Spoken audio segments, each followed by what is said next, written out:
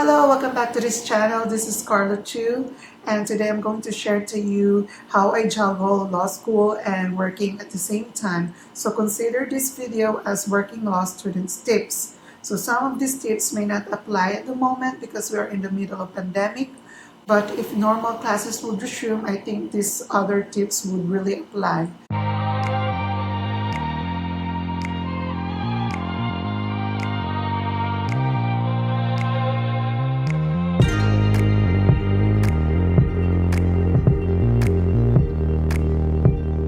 Just to share to you a background of me, I started working in April 2015 at the MTCC OCC Cebu City, and I was in my third year law school at the time. So juggling law school and working at the same time was very difficult for me, but I was able to manage it, and I hope this video would help you in your journey.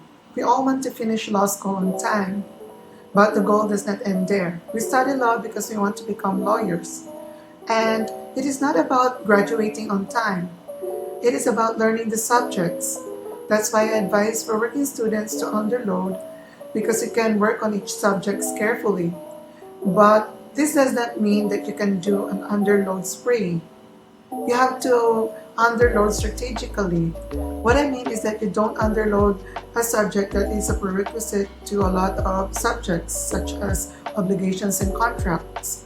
What I did was to underload one major subject and one minor subject so that I can work on each subject carefully. What if the school does not allow you to underload? So my advice is for you to talk to the dean and ask for a consideration. Hopefully, they will consider your request. What I mean about free time is that it is the time wherein you are free from your work and school obligations, such as holidays and the time when you don't have any class. So it could be your lunch break or the time before the classes starts. So your goal is to find a lot of free time. And that is the reason why I advise you on the first tip to underload, because not being able to take all the subjects allows you to have an ample free time for you to study. When there are exams, you have to take a leave during the day. Do not take the risk of studying in your office during that day. It is best for you to leave work-related problems and focus on your exam. And taking the leave during that day will allow you to do so. If you have a laptop and it serves the purpose, then you can skip this section. When you are a working law student, every minute counts. So investing in a tablet would really help you because you don't need to print the notes. You can study the notes in your tablet and listen to music. So what I did before is to buy an iPad and I use it to study my notes and listen to my favorite songs at the same time. When you are in law school, you will meet a lot of people. Some are nice, some are not. So what I mean is that there are people who will discourage you in your journey. So if you are having a tough time with a subject, they will really comment that law school is not for working law students, and they will discourage you, tell you that it isn't fit for you. So that would really push you to drop the subject. Then my advice would be is that you don't quit. Do not ever quit a subject until the semester ends. Their opinions does not matter because it is the professors who will grade you. And at the same time, when you are in law school, do not ever give up during the middle of the semester. What is important is for you to keep pushing and to keep studying so that when you fail, at least you have given your 100%. And my suggestion is that whenever this situation comes, do not ever listen to them and ignore them. I had a first-hand experience with this one. When I was in my third year in law school, it was succession and two of my exams were very flop. What I mean about flop is that I did not pass in two of the exams. So at the time while we were discussing about the situation, I voiced out my concern that I think I'm going to fail.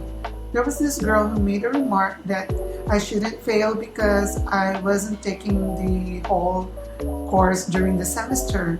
So it did not sit well with me because I know that girl was rich, and if I were as rich as her, I would probably drive my fancy car and study hard. I don't really like the fact that my concern was discredited just because I wasn't taking the full subjects. So it really offended me, and I did not listen to her, so I just pushed myself, and fortunately I was able to pass the subject at that time. So ignore the haters. Aside from the haters, you're going to meet a lot of awesome people, and some of these awesome people will become your friends for life. And my advice for you is do not limit your circle of friends. Always make friends, because I also met my friends who are also working students at that time, and it's really nice to have someone who understands your struggles and someone who listens to you and really understands you.